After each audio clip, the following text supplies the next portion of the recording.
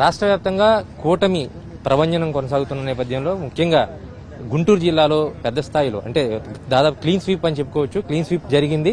ప్రస్తుతం తెనాలి జనసేన అభ్యర్థిగా గెలుపొందినటువంటి నాదెండ్ల మనోహర్ ఉన్నారు. సార్, ఈ విజయాన్ని ఎలా చూడబోతున్నారు? ప్రజలు ఇచ్చినటువంటి తీర్పుని ఎలా చెప్తారు? ఖచ్చితంగా ఎంతో అహంకారంతో క్షేత్రస్థాయిలో మనం పర్యటిస్తున్నప్పుడు మనకు అర్థమైంది ఏంటంటే ఇదేదో పదవుల కోసమో లేకపోతే వ్యక్తిగత స్వార్థాల కోసం కాదో చేసిన ఈ పోరాటం. ఈ 5 సంవత్సరాల నుంచి ప్రతిపక్ష పార్టీగా జనసేన పార్టీ మేము చేసిన అనేక కార్యక్రమాలు పవన్ కళ్యాణ్ గారి నాయకత్వంలో ఒక ధైర్యం నింపుతూ ప్రజల్ని మీరు కూడా ముందుకు రండి, మేము నిలబడతాం మీకోసం అనే అనేక అంశాలపైన మేము పోరాడుకుంటూ వచ్చాం. వాటిని గుర్తించారు. అదేవిధంగా పొత్తుని గౌరవించారు. పొత్తు చాలా అవసరమని రాష్ట్ర ప్రజలు నమ్మారు. సో కూటమిలో భాగంగా Telugu Desam party, Bharatiya Janata party, Janasena party కలిసి మేము చేసిన ఈ పోరాటం ప్రజలు నిజంగా ఆశీర్వదించినందుకు మనస్ఫూర్తిగా మేము ధన్యవాదాలు తెలుపుతున్నాం.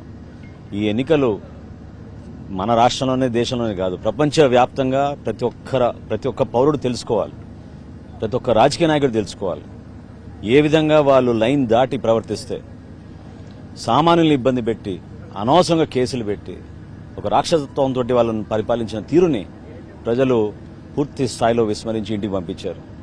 ఖచ్చితంగా ఒక మంచి ప్రభుత్వం ఏర్పాటు చేయాలి, వ్యవస్థల్ని గౌరవించుకోవాలి, వ్యవస్థలు నిలబెట్టే విధంగా మేము అడుగులేసి ముందుకెళ్తామని ఈ సందర్భంగా తెలుపు. గతంలో ఏదైతే వైసీపీకి భారీ ఆధిక్యాన్ని ఇచ్చారో సేమ్ ఇదే కూటమికి ఇస్తున్నారు, ఇప్పుడు ఇచ్చారు ప్రజలు. సో మీరు బాధ్యతాయుతంగా అంటున్నారు, ఎలాంటి పాలన ఉండబోతోంది? అంటే డెఫినెట్గా ఒక ఉమ్మడి ప్రణాళిక ఉంది, ఒక ఆలోచన ఉంది, ఒక అనుభవం ఉన్న నాయకుడు చంద్రబాబు నాయుడు గారు, వర్తమాన ఆలోచనలు కలిగిన నాయకులు పవన్ కళ్యాణ్ గారు. ఈ రెండుతో పాటు కేంద్ర ప్రభుత్వం నుంచి మోడీ గారి సహాయం తీసుకుని మన రాష్ట్రానికి ఎక్కువగా యువత ఎదురు చూస్తోంది. ఉపాధి అవకాశాల కోసం పెట్టుబడులు తీసుకురావాలి, రాష్ట్రంలో మేము అనేక అభివృద్ధి కార్యక్రమాలు చేయాలి. ఇన్ఫ్రాస్ట్రక్చర్ మొత్తం కూలిపోయింది, ఎక్కడ రోడ్స్ లేవు, బ్రిడ్జెస్ లేవు, ఏమి లేవు. రైతులకి కనీసం పంట కాలువలు కూడా మరమ్మతులు చేసింది లేదు. వీటన్నిటిపైన దృష్టి సారించి ప్రత్యేకంగా యువతకు ఒక మంచి భరోసా కల్పించే విధంగా మేము అడుగులేస్తామని చాలా స్పష్టంగా చెప్తాం. మీరు ఇచ్చిన సూపర్ 6 ఏదైతే ఉందో ఆ హామీలను ప్రజలు నమ్మారనుకున్నారా, లేదంటే ప్రభుత్వ వ్యతిరేకత బాగా పనిచేసింది అనుకున్నారా? చూస్తే భారీ విజయాలు, భారీ ఆధిక్యం కొనసాగుతోంది. కేవలం సంక్షేమం అనే ఒక ఆలోచనతోటే ప్రజలు ప్రభుత్వం మారాలని కోరుకున్నారని నేను అనుకోను. సంక్షేమంతో పాటు అభివృద్ధి, సంక్షేమం అనేది మా బాధ్యత. ఎవరైతే పేదరికంలో ఉన్నారో ఆ కుటుంబాలు మేము ఆదుకోవాలి, ఖచ్చితంగా ఆదుకుంటాం. మేము ఇచ్చిన వాగ్దానాలు, ఉమ్మడి ప్రణాళికలో చేసిన వాగ్దానాలు ఖచ్చితంగా నిలబెట్టుకునే విధంగా, అసలు రాష్ట్ర ఆర్థిక పరిస్థితి ఏ విధంగా ఉందో ముందు దాని గురించి లోతుగా అధ్యయనం చేసుకుని అనేక వర్గాలకి మేము వాళ్ళని ఇంకా ప్రోత్సహించే విధంగా కొన్ని కార్యక్రమాలు చేపట్టబోతున్నాం. తప్పకుండా రాబోయే రోజుల్లో రాష్ట్రానికి మంచి రోజులు వచ్చే విధంగా పరిపాలిస్తానని ఒక నమ్మకంతో చెప్తున్నాను. మీకు వ్యక్తిగతంగా అంటే తెనాల్లో దాదాపు 50,000 ఓట్ల ఆధిక్యం, మెజార్టీ వచ్చింది. అంత అసలు మెజార్టీ మీరు ఊహించారా? ఎలా చెప్తారు దీన్ని? అంటే రికార్డ్ స్థాయి అనుకోవచ్చా? నేను ఊహించలేదండి. తెనాలి ప్రజలు ఆ విధంగా 10 సంవత్సరాల నుంచి వాళ్ళు కూడా ఎదురు చూశారు. ఒక అభివృద్ధి కార్యక్రమాలు జరగాలి, మంచి కార్యక్రమాలు జరగాలి. గతంలో మేము చేసిన కార్యక్రమాలు ఇంకా పూర్తి కాలేదు. రోడ్ల విషయంలో కానివ్వండి, వంతెనల విషయంలో కానివ్వండి, తెనాలి పట్టణానికి సుందరీకరణ చేయాల్సిన విషయంలో కానివ్వండి, ప్రజలకి మౌలిక సదుపాయాలు కల్పించే విషయంలో కానివ్వండి, వీటన్నిటిపైన ప్రజలు ఎదురు చూశారు. ఆ విధంగానే వాళ్ళు స్పందించి ఆశీర్వదించారు.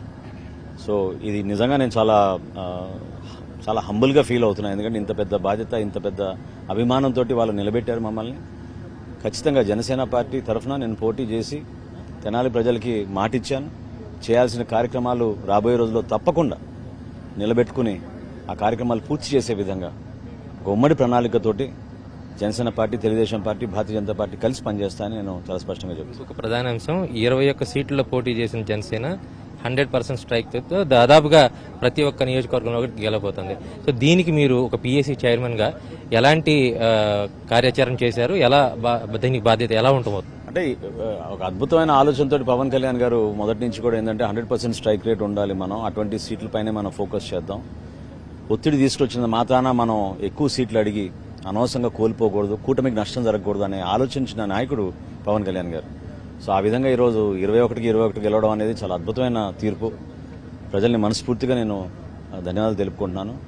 నిలబెట్టుకుంటాం. మీరు ఏ విధంగా ఎదురు చూశారో, ఏ విధంగా మార్పు కోసం మీరు కోరారో ఆ మార్పు చేసి చూపిస్తాం. ఈ 5 సంవత్సరాల్లో మంచి పరిపాలన అందిస్తామని చాలా స్పష్టంగా చెప్పగలుగుతాం. మొత్తంగా తెనాలి ప్రజలైతే అద్భుతమైన విజయాన్ని అందించారనేది నాదెండ్ల మనోహర్ స్పష్టం చేస్తున్నారు. అదేవిధంగా రాష్ట్ర వ్యాప్తంగా జరిగినటువంటి ఎన్నికల కౌంటింగ్ వ్యవహారంలో అద్భుతమైనటువంటి విజయాన్ని ప్రజలు అందించారు. ఇది కేవలం సంక్షేమం అనే ఒక ఆలోచనతో వెళ్ళినటువంటి వైసీపీకి భంగపాటుగా నాదెండ్ల మనోహర్ చెప్తున్నారు. అదేవిధంగా భవిష్యత్తులో సంక్షేమం, అభివృద్ధి రెండు గుర్రాలుగా తమ పాలన కొనసాగబోతుందనేది నాదెండ్ల మనోహర్ స్పష్టం చేస్తున్నారు. కెమెరా పర్సన్ మురళీతో కృష్ణ, ఎన్టీవీ, గుంటూరు.